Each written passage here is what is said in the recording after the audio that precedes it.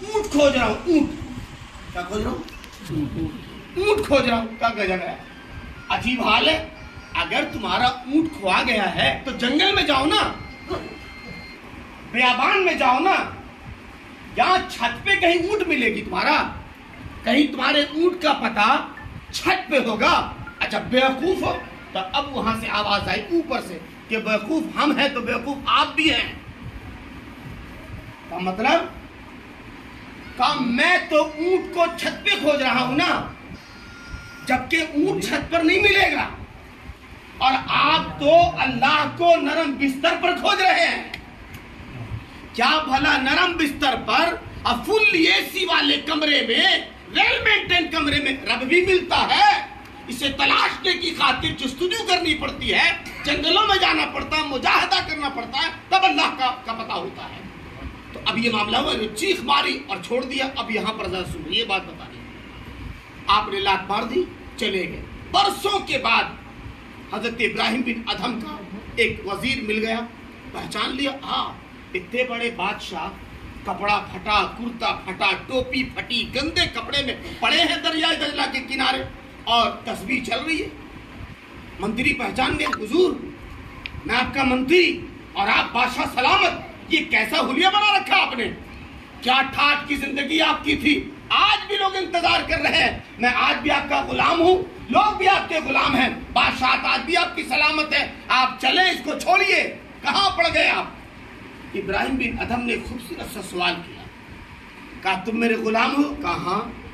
آپ نے تھیلی سے سوئی نکالی اور سوئی کو نکال کر کے دریا میں ڈال دیا. کہاں ڈالا؟ دریا میں ڈال دیا. سامنے دریا دجلہ کنارے بیٹھے تھے, ڈال دیا. کہا غلام ہو نا میرے؟ ہاں. اس کو لاؤ کھوج کے, یہ سوئی میری دریا سے نکال کر لاؤ. بھلا اتنی بڑی سوئی اتنے بڑے دریا میں ملے گی؟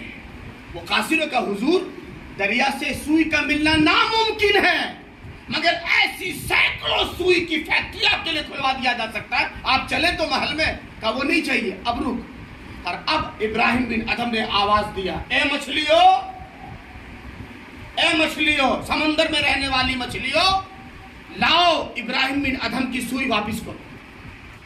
یہ جملہ ادا ہونا تھا کہ دریائے دجلہ کی ساری مچھلیاں اپنے منہ میں سونے کی سوئی دبائے باہر آ گئی اور کہتی آپ جس کو چاہے لے لے. ابراہیم بن ادھم نے کہا نہیں, مجھے سونے کی سوئی نہ چاہیے, میری سوئی جو لوہے کی تھی وہ لاؤ. سبحان اللہ, ایک مچھلی باہر آتی ہے, یہ آپ کی سوئی ہے. ابراہیم بن ادھم نے کہا ایسی غلامی کر پاؤ گے کیا؟ ایسی غلامی تیرے قبضے میں ہے؟ انہوں نے کہا نہ, ایسی غلامی تو نہیں کر سکتا. کہا پھر تو کس بات کا غلام ہے؟ یاد رکھ, اگر کوئی رب کا غلام ہو جاتا ہے تو اللہ تعالیٰ کائنات کی ہر شے کو اس کا غلام بنا دیتا ہے. خانقاہوں کا وجود صرف اس لیے ہے, اس لیے خانقاہوں سے مضبوطی سے جڑیے, اللہ والوں سے جڑیے.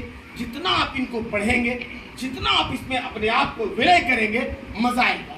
زیادہ علم نہیں, بزرگوں نے کہا العلم حجاب الاکبر, علم ایک بہت بڑا پردہ ہے. لہذا بزرگوں کو سمجھنے کی خاطر علم کو طاق پر رکھو, محبت کو سامنے رکھو. اللہ سے دعا ہے مولا تعالیٰ کہنے سے زیادہ ہمیں, سننے سے زیادہ آپ کو عمل کی توفیق عطا فرمائے. وآخر دعوانا ان الحمدللہ رب العالمین.